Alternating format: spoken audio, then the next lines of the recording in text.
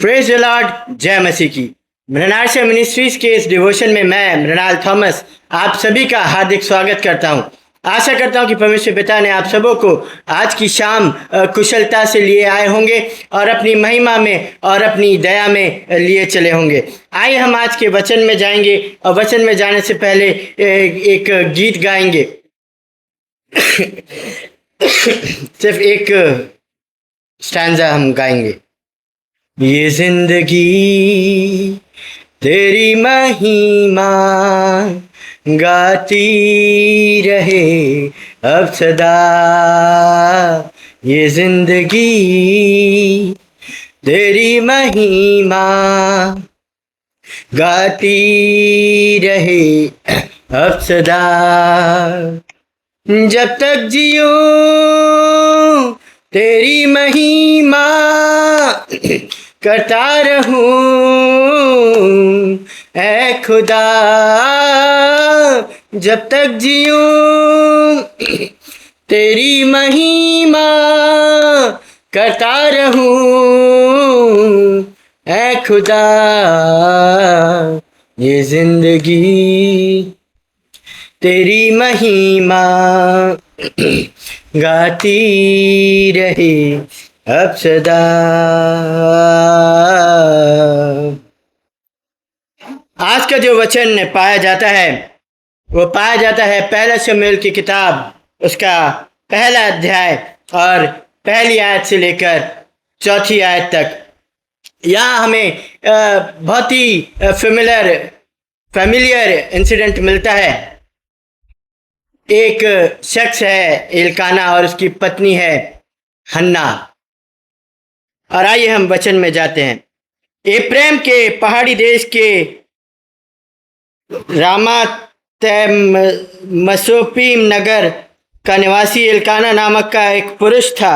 वह प्रेमी था और सूप के पुत्र तोहू का परपोता, एलीहो का पोता और यरोहाम का पुत्र था। उसकी दो पत्नियां थीं, एक का नाम हन्ना और दूसरी का नाम पनिन्ना था। पनिन्ना के तो बालक हुए परंतु हन्ना के कोई बालक न हुआ। वह पुरुष प्रतिवर्ष अपने नगर से सेनाओं के यहोवा को दंडवत करने और मेल बलि चढ़ाने के लिए शीलो में जाता था। वहाँ होपनी और पिनहास नामक एली के दोनों पुत्र रहते थे जो यहोवा के याजक थे। जब जब एलकाना मेल बलि चढ़ाता था तब तब वह अपनी पत्नी पनिन्ना को और उसके सब बेटियों को दान दिया करता था। परंतु हन्ना को वह दूना दान दिया करता था क्योंकि वह हन्ना से प्रीति रखता था। तो भी यहोवा ने उसकी कोख बंद कर रखी थी। परमेश्वर अपने वचन के पढ़े और सुने जाने पर हम सबों को बहुतायत की आशीष देवे। आमीन। मेरे प्रियो, कई बार हम जो है वो प्रार्थना करते हैं और यहाँ हमें मिलता है कि जो एलकाना था उसकी दो पत्नियां थीं। एक पत्नी की कोख खुली थी और वो उसको परमेश्वर की आशीष से मिलती रहती थी। लेकिन जो दूसरी पत्नी थी जिसका नाम हन्ना, उसको परमेश्वर ने अभी तक निर्वंश रखा था, उसकी कोई संतान नहीं थी। तो हम देखते हैं कि एलकाना जो है वो किस प्रकार हन्ना से सांसारिक प्रीति रखता था। यहाँ हम देखते हैं कि वह पनिन्ना को और उसके बच्चों को दान दिया करता था, लेकिन हन्ना को वो दूना दान दिया करता था। क्यों? आउट ऑफ सिंपैथी, क्योंकि उसके पास कोई संतान न थी। तो वो उसके मन को बहलाने के लिए उसको दूना दान दिया करता था। जो परमेश्वर को अर्पण करके आता था उससे दूना दान दिया करता था ताकि वो किसी प्रकार खुश रह सके। मेरे प्रियो, कई बार हमारे जीवनों में भी ऐसी परिस्थितियां उत्पन्न होती हैं जब हम किसी चीज को बहुत शिद्दत से चाहते हैं, बहुत दिल से चाहते हैं, एक ऐसी आशीष चाहते हैं जो अभी तक हमें नहीं मिली। लेकिन जो हमारे आसपास हमारे जो प्रिय रहते हैं वो हमारे मन को बहलाने के लिए और हमारे मन को हल्का करने के लिए हमें तरह तरह के प्रलोभनों से, तरह तरह की चीज़ों से हमें खुश रख देखना चाहते हैं। यहाँ पे भी हम वही देखते हैं कि किस प्रकार एलकाना हन्ना को दूना दान दिया करता था। और जब हम आगे देखते हैं, परंतु उसकी सौत इस कारण से कि यहोवा ने उसकी कोख बंद कर रखी है, उसे अत्यंत चढ़ाकर कुढ़ाती रहती थी। वह तो प्रति वर्ष ऐसा ही करता था, और जब हन्ना यहोवा के भवन को जाती थी तब पनिन्ना उसको चढ़ाती थी, इसलिए वह रोती और खाना न खाती। इसलिए उसके पति एलकाना ने उससे कहा, हे हन्ना, तू क्यों रोती है और खाना क्यों नहीं खाती, और तेरा मन क्यों उदास है? क्या तेरे लिए मैं 10 बेटों से भी अच्छा नहीं? कई बार हमारी जो मन की लालसा रहती है, हमारी जो दिली इच्छा रहती है, वो कभी कभी हमारे अपने भी नहीं समझ पाते हैं। यहां हम देखते हैं एलकाना भी सेम वैसा ही कर रहा है। वो हन्ना को समझा रहा है, उसको तसल्ली दे रहा है, उससे बोल रहा है कि क्या मैं तेरे 10 पुत्रों के से बढ़कर नहीं हूं? क्या मैं उन 10 पुत्रों के बराबर तुझसे प्रेम नहीं करता हूं? क्या मैं उन 10 पुत्रों के बराबर तेरी सुधि नहीं लेता हूं? लेकिन हन्ना जो थी वो तब भी खुश नहीं हो पाती थी। और हम देखते हैं कि साल दर साल ऐसे ही होता रहता है। वो परमेश्वर के भवन में जाती थी, प्रार्थना करती थी कि परमेश्वर मेरी कोख खोल दे, परमेश्वर मुझे एक संतान दे दे, परमेश्वर मुझे एक संतान दे दे। लेकिन हम देखते हैं परमेश्वर ने अभी भी उसकी कोख नहीं खोल रखी थी। लेकिन आगे की आयतों में ऐसा कुछ होता है जो हन्ना की जिंदगी को बदल देता है। या 9वीं आयत में हम पढ़ते हैं, तब शीलो में खाने और पीने के बाद हन्ना उठी और यहोवा के मंदिर की चौखट के एक बाजू के पास एली याजक कुर्सी पर बैठा हुआ था। वह मन में व्याकुल होकर यहोवा से प्रार्थना करने और बिलक बिलक कर रोने लगी। यहाँ हमें आज के इस संदेश का शीर्षक मिलता है जिसे हम बोलेंगे इम्पॉर्चुनेट प्रेयर, एक हठीली प्रार्थना। हम इसको अगर डिफाइन करें, एक हठीली प्रार्थना के रूप में हम इसको डिफाइन करेंगे। इम्पॉर्चुनेट प्रेयर या हठीली प्रेयर एक ऐसी प्रार्थना होती है जो कि निरंतरता की प्रार्थना होती है, और एक ऐसी प्रार्थना होती है जो किसी को भी अनॉय कर दे, किसी को भी परेशान कर दे। एक ऐसी मात्रा में जो हम जब निरंतरता के साथ मांगते हैं उसे इम्पॉर्चुनेट प्रेयर कहते हैं, उसे हठीली प्रार्थना कहते हैं। और जो प्रार्थना हम बार बार करते हैं, जैसे हन्ना करती थी, उसे इम्पॉर्चुनेट प्रेयर कहते हैं। और जब हम ऐसी प्रार्थना करते हैं, हम निरंतरता के साथ प्रार्थना करते हैं, और ऐसी प्रार्थना करते हैं जिसे मना करना किसी के लिए भी कठिन हो जाएगा। हम जब मनुष्य रूप में इस प्रार्थना को देखते हैं तो हम देखते हैं कैसे एक बच्चा अपने माता पिता से के सामने जिद करता है। वो जिद करता है, नहीं देते हैं तो और जिद करता है, फिर नहीं देते हैं तो और जिद करता है। उसी को हठीली प्रार्थना और इम्पॉर्चुनेट प्रेयर कहते हैं मेरे प्रियो। और यहाँ हम देखते हैं हन्ना ने भी सेम वही किया।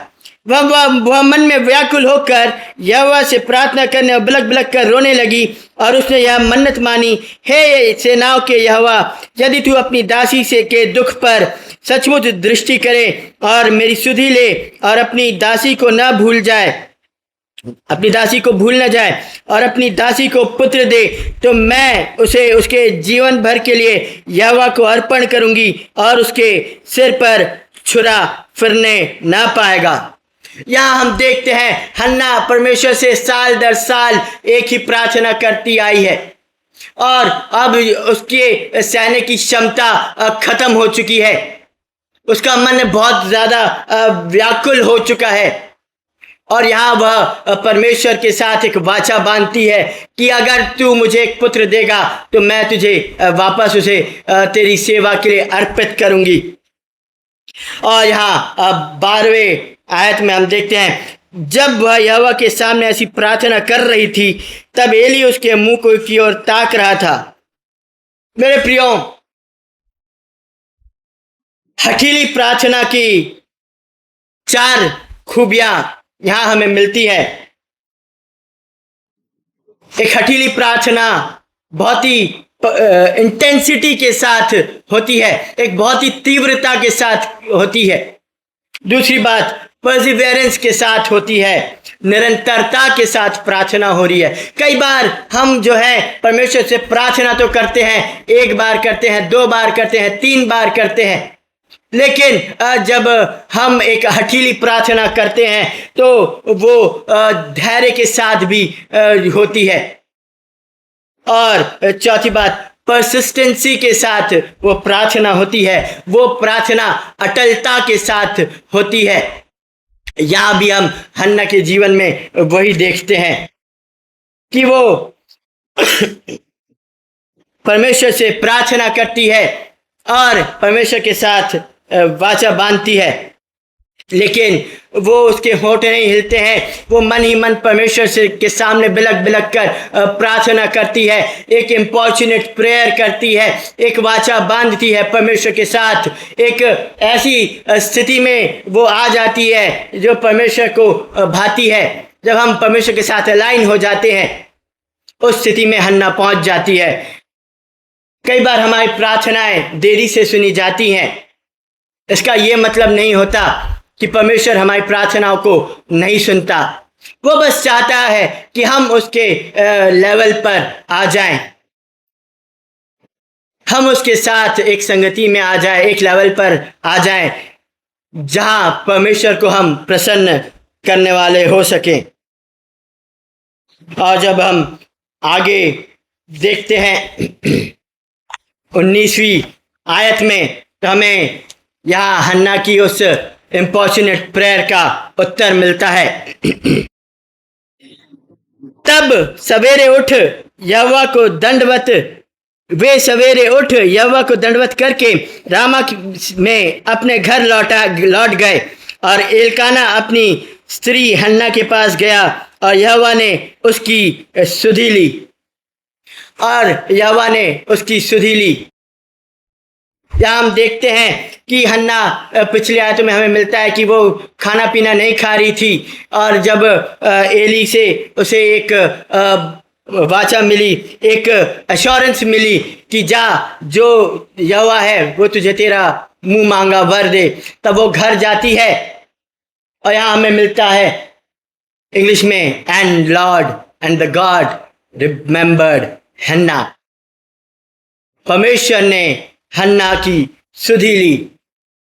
और यहाँ हम देखते हैं कि परमेश्वर ने सिर्फ हन्ना नाम की और हन्ना के जीवन की सुधि नहीं ली, हन्ना की हम देखते हैं कि परमेश्वर ने हन्ना की निरंतरता वाली प्रार्थना की सुधि ली है, हन्ना के निरंतरता के साथ मांगने की सुधि ली।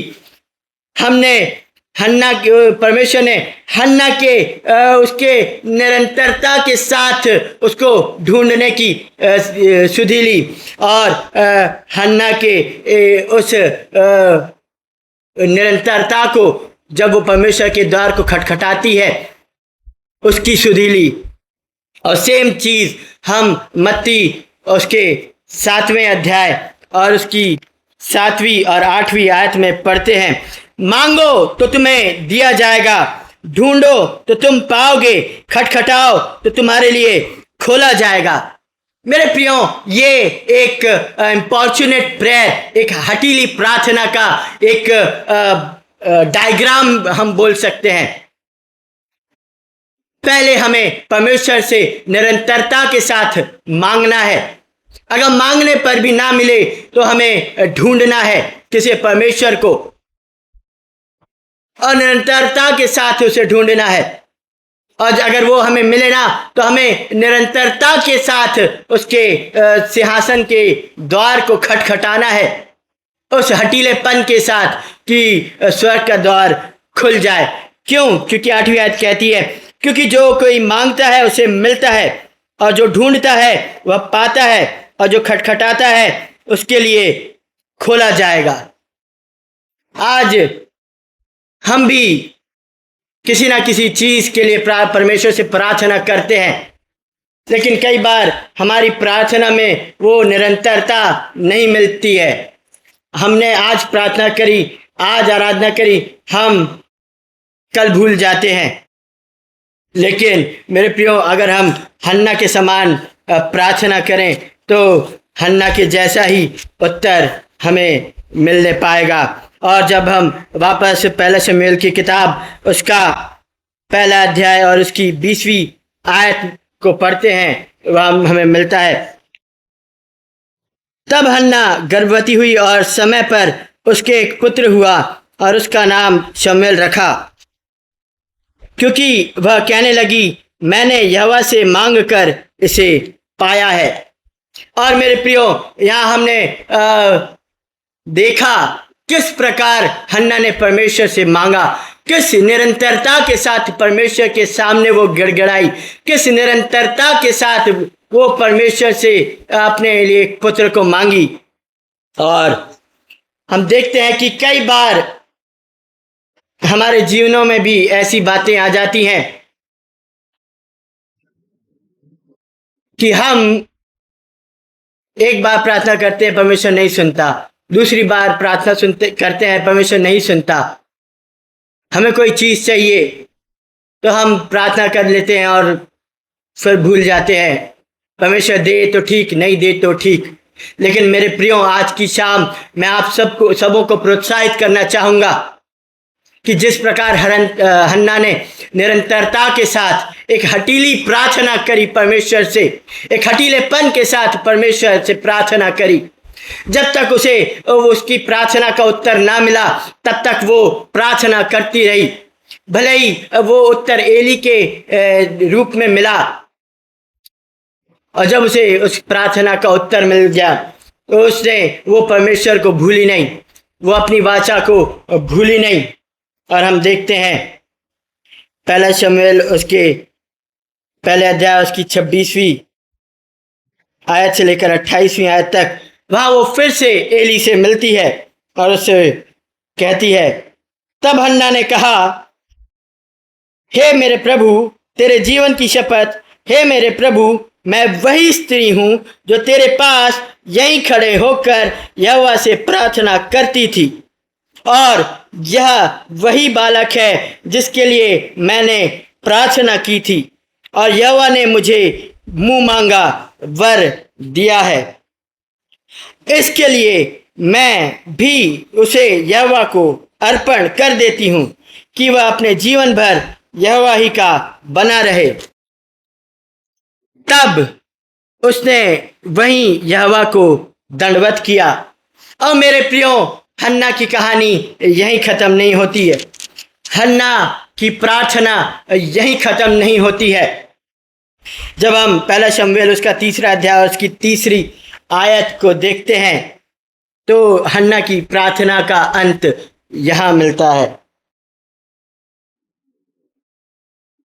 और परमेश्वर का दीपक अब तक बुझा नहीं था, और शमूएल यहोवा के मंदिर में जहां परमेश्वर का संदूक था लेटा था। यहाँ हम देखते हैं परमेश्वर ने हन्ना की प्रार्थना को सिर्फ ग्रहण ही नहीं किया, प्रार्थना को उसकी सिर्फ सुना ही नहीं, परंतु उसकी प्रार्थना का उत्तर उसके लेवल पर दिया। और उसकी प्रार्थना को जब ग्रहण किया तो उसके परम पवित्र स्थान में, जहां सिर्फ याजक लोग को अनुमति थी, वहां ग्रहण किया, जहां कोई नॉर्मल और साधारण इंसान का प्रवेश करना नामुमकिन था, निषेध था। हम देखते हैं बालक शमूएल वहां सोया करता था, जहाँ परमेश्वर का मिलाप, जहाँ परमेश्वर का आर्क ऑफ द कवनेंट था, जिसे हम परमेश्वर का संदूक और परमेश्वर की वाचा के संदूक के नाम से जानते हैं। मेरे प्रियो, आज की शाम मैं आपको प्रोत्साहित करूंगा कि आप ऐसी प्रार्थना करें जो परमेश्वर के उस परम पवित्र स्थान में प्रवेश करे। आपकी प्रार्थना निरंतरता की प्रार्थना होनी चाहिए। आपकी प्रार्थना हठीली प्रार्थना होनी चाहिए। आपकी प्रार्थना ऐसी प्रार्थना होनी चाहिए कि परमेश्वर उसे ना कर सके। और आपकी प्रार्थना उस लेवल की होनी चाहिए जहां परमेश्वर प्रसन्न हो। भले ही आज आपकी प्रार्थना नहीं सुनी जा रही है, आपके जीवन में कोई घटी कमी है, तो मेरे प्रियो, आप अपनी प्रार्थनाओं को रोके नहीं, आप अपनी प्रार्थनाओं को एस्केलेट करें। अगर परमेश्वर से आप मांग रहे हैं तो निरंतरता के साथ मांगे। आप अगर कुछ परमेश्वर को खोज रहे हैं तो निरंतरता के साथ खोजिए। और अगर आप परमेश्वर के भवन को खटखटा रहे हैं तो निरंतरता के साथ खटखटाइए, क्योंकि मांगने से आपको दिया जाएगा, ढूंढने से आपको मिलेगा, और खटखटाने से परमेश्वर अपने परम पवित्र स्थान का द्वार खोलकर आपकी प्रार्थनाओं को आपको अपने उस परम पवित्र स्थान में आने की अनुमति देगा। आज की शाम की परमेश्वर अपने वचन के, हमारे इन वचनों के द्वारा परमेश्वर हमें बहुतायत की आशीष देवे। आमीन।